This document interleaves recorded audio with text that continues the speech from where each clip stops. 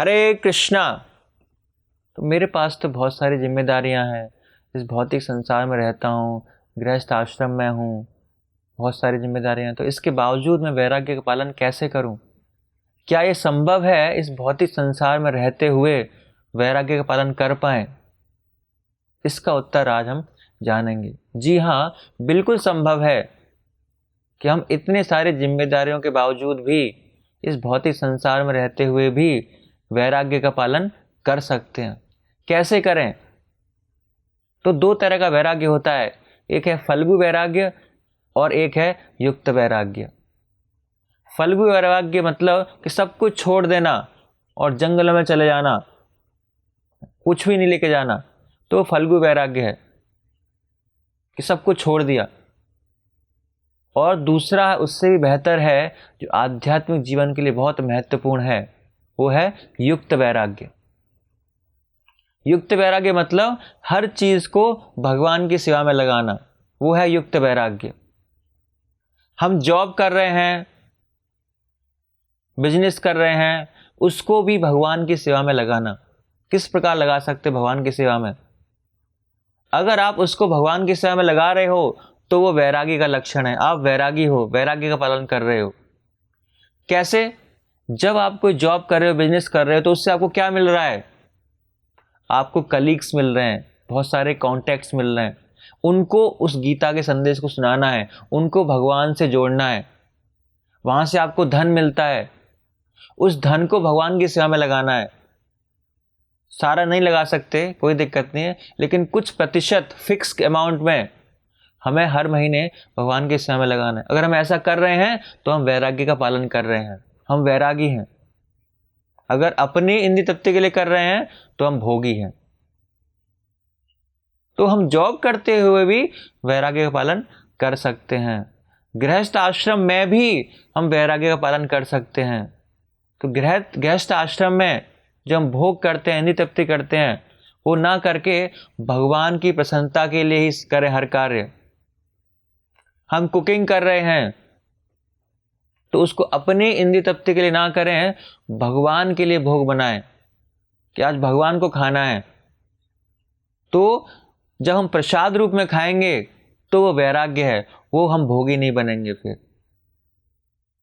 अगर विद्यार्थी है कोई, तो विद्यार्थी जीवन भी कैसे पढ़ाई करनी है उसको भी भगवान की सेवा में लगाना, तो वो भी वैराग्य का पालन करना है। जो पढ़ाई कर रहे हैं हम, तो उसमें बहुत सारे कॉन्टेक्ट्स बनते हैं हमारे, उनको भगवान से जोड़ना है। पढ़ाई बिल्कुल अच्छी तरह से ईमानदारी से करनी है, और उसके बाद जो आउटपुट मिलेगा, जो जॉब मिलेगी, अच्छी चीज मिलेंगी, उनको भगवान की सेवा में लगाना है। तो अगर इस मानसिकता से, इस तरह अगर हम उस कार्य को कर रहे हैं, तो वो क्या है? वो वैराग्य है। वो भोगी नहीं है, वो भोग इंद्रिय तृप्ति नहीं है, वो वैराग्य है। तो सिंपल परिभाषा अगर हम जाने, तो कोई भी कार्य जब भगवान की सेवा के लिए, भगवान की प्रसन्नता के लिए करते हैं, तो वैराग्य ही है। और अगर हम अपनी इंद्रिय तृप्ति के लिए कर रहे हैं उस कार्य को, तो वो क्या है? वो भोग है। एक बार एक व्यक्ति एक साधु के पास आए, तो उन्होंने बोला कि देखो स्वामी जी, एक फोटो छपी है एक दूसरे साधु की, उसने उधर लक्ष्मी धन रखा हुआ है और वो ऐसे करके हाथ रखा है उसने कि मुझे नहीं चाहिए, मैं परम वैरागी हूं। देखो कितना वैराग्य है उनके अंदर, सब कुछ छोड़ दिया। तो उन साधु ने बोला, नहीं, आप मेरी भी एक फोटो खींचो और बहुत सारा धन लाओ, बहुत सारे सोने के चांदी के सिक्के रखे होंगे, और मैं उनको स्वीकार करूंगा, और ऐसे मेरी फोटो खींचो। क्यों स्वामी जी? कि उस सारे धन को मैं क्या करूंगा? भगवान की सेवा में लगाऊंगा।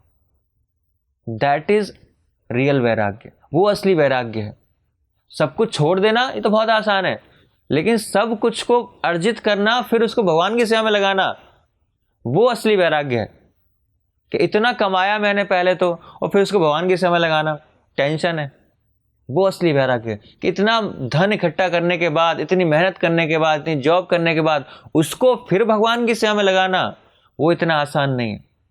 अगर ऐसा हम कर पाते हैं, वो असली वैराग्य है। वैसे तो कोई भी छोड़ सकता है, कमाया नहीं, ठीक है, छोड़ दिया, छोड़ के चला गया, जंगलों में चला गया, जिम्मेदारियों को छोड़ के चला गया,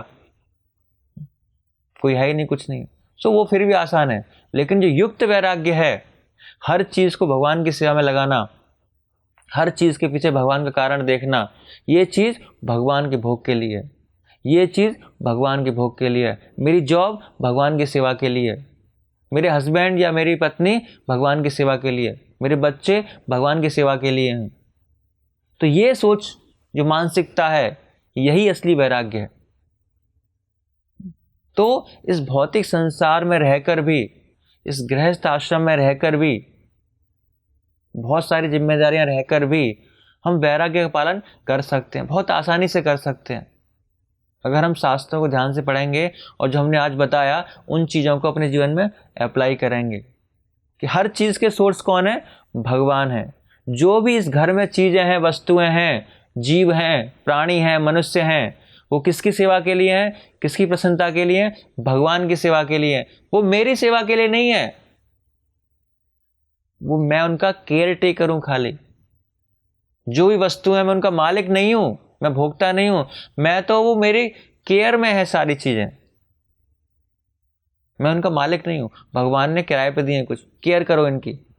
तो असली हकदार कौन है उनका? असली भोक्ता कौन है? भगवान उनके असली भोक्ता हैं।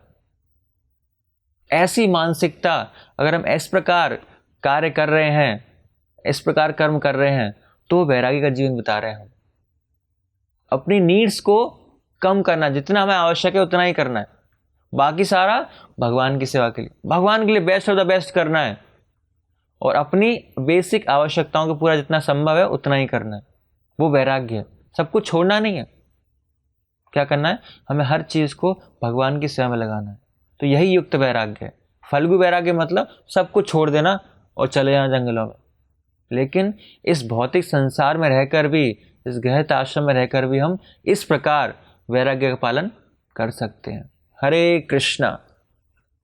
ऐसे ही और भक्तिमय कार्यक्रमों के लिए देखिए हरे कृष्णा टेलीविजन, और इसे प्राप्त करने के लिए आप अपने केबल अथवा DTH ऑपरेटर से संपर्क करें तथा और अधिक जानकारी के लिए आज ही डायल करें 7666 839 839।